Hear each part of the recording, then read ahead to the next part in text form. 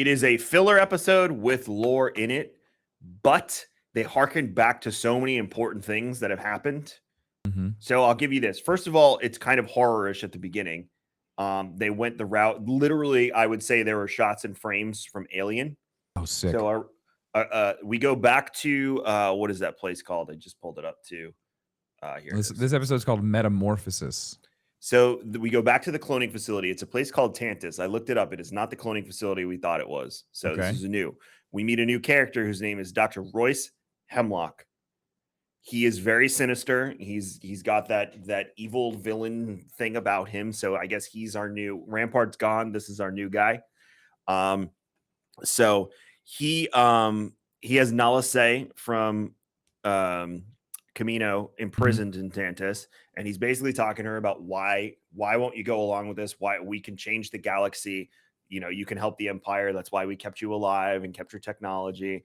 She's refusing to do it. So he tells them he wants the senator, the one they have imprisoned on Coruscant from Camino. Yeah. There. Fast forward, they lose this ship. Something goes wrong. It's very alien-esque where you don't see it at first. It's hiding in the ceiling. It's killing. Also, it was commandos. It was not regular troopers. They were all commandos in this episode. Ooh. Tell by the visors. Sid gets on the holo with the team, and she's like, and they're arguing with her, and she's like, I'll give you a special rate for this mission since I left you stranded, 30%. And they just stand there. All right, 35. They get up to 50%. And then they go because she wants the salvage from the ship that she got tipped off on. Yeah. They go in the ship, straight up alien. They find the planet where it crashed. They straight up alien. They get in there. It's moving around like that. Tech, there's even a shot. Do you remember in Alien when I forget who it is, which one has the visor, and they're looking around and it's scanning? It's like you can watch it like crawling through the stuff. You can see it if you look really close, but that sounds like I think that's an Aliens. Aliens, I think so too. And you like the flashlight and everything's dark. Yeah. They literally did that with Tech's visor twice. That's so sick.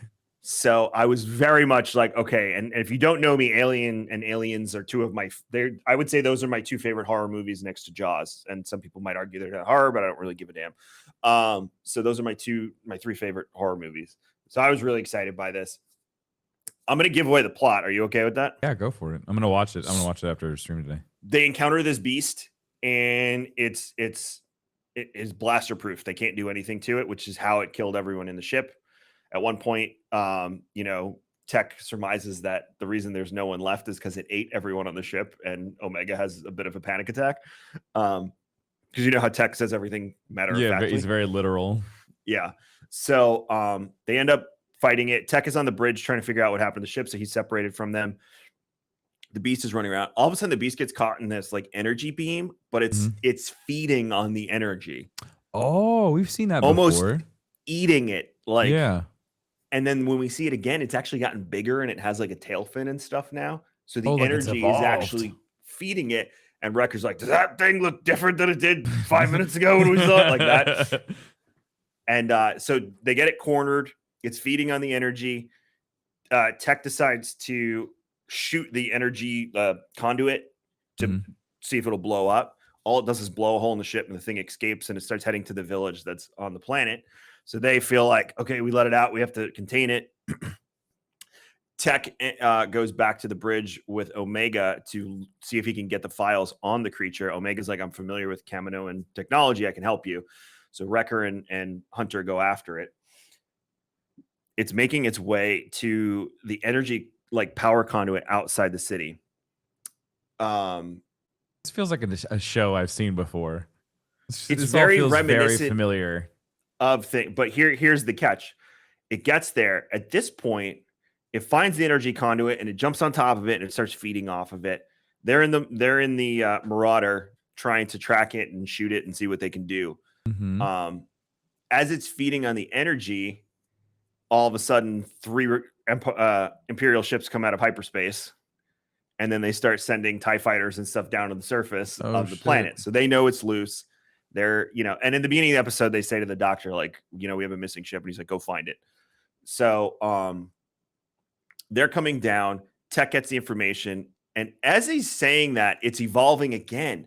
And I go, man, I wonder if this is the origins of the Zillo beast from Clone Wars.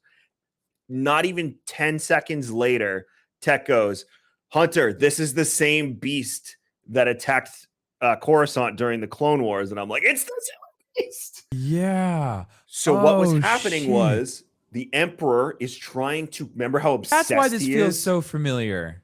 The Emperor is trying to clone Zillo beasts because remember how obsessed he was? He was obsessed with their armor. Exactly.